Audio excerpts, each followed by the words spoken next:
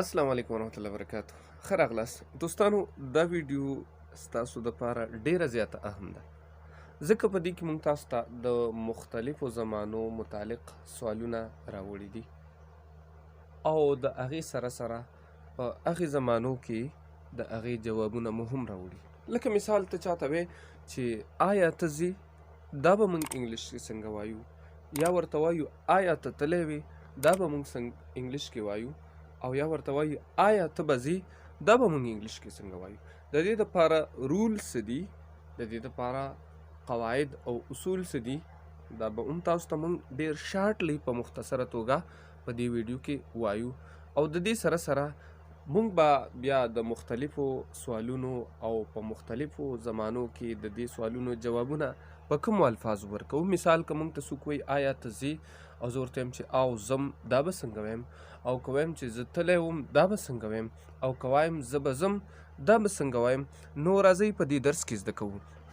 د ټول ناول که تاسو د چا نه د موجوده زمانې په اړه پوښتنه کوئ او ورته وایي چې آیا ته ځې، یا آیا ته دا پلانکې کار کوې، آیا ته خط لیکې، آیا ته ډوډۍ خورې، نو چې کله هم د موجوده زمانې په اړه پوښتنه کوئ نو تاسو به د جملې په سر کې ډو لګوئ.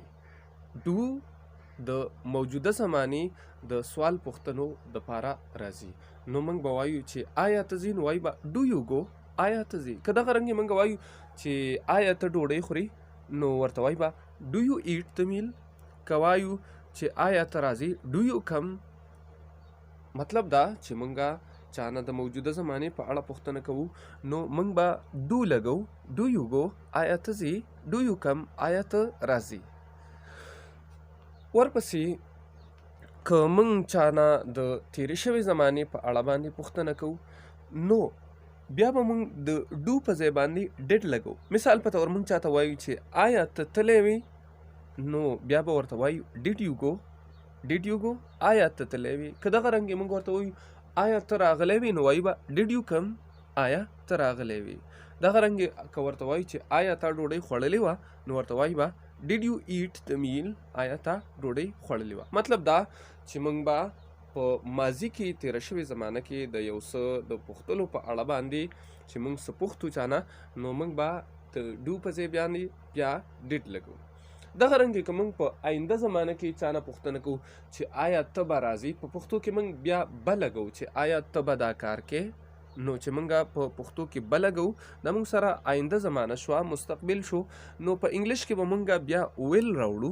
مثال په طور موږ به وایو چې ویل یو گو، آیا ته به ځې، ویل یو کم، آیا ته به راځې، ویل یو ایټ د میل، آیا ته به ډوډۍ خورې. مطلب دا چې موږ په آینده زمانه کې سوال کوو نو موږ به ډو لګو. که موږ په تیره شوې زمانه کې د تیرې شوې زمانې باره کې سوال کوو نو موږ به ډډ لګو، او که د آینده زمانې باره کې سوال کوو نو بیا به موږ ویل لګو. اوس راځو د دې سوالونو جوابونو طرف ته چې موږ په موجوده زمانه کې یو کار کوو نو په کومو الفاظو به وایو چې او زه دا کوم، یا په تیره شوه کې چې او ما کړی دی، یا په آینده کې چې او زه به دا وکم، دا به موږ په کومو الفاظو وایو. نو راځئ اوس د دې سوالونو جوابونو طرف ته. که اوس موږ نه څوک د موجوده زمانې په اړه پوښتنه وکړي او موږ ته ووایي چې آیا ته ځې، نو سمپلی زه به د ټولو په سر کې یس راوړم. یس معنی او، هغې نه بعد زه وایم چې زه ځم، نو وایم به آی گو. آی معنی زه او گو معنی ځم. مطلب موږ به د ورب فرست فارم چې دی هغه راوړو، یس آی گو او زه ځم. خو که چېرته زه تللی وم او ما نه څوک تپوس وکړي چې آیا ته تللی وې، نو بیا به زه د ورب سیکنډ فارم راوړم. زه به وایم یس او، آی وینټ، او زه تللی وم، آی گو زه ځم، آی وینټ زه تللی وم.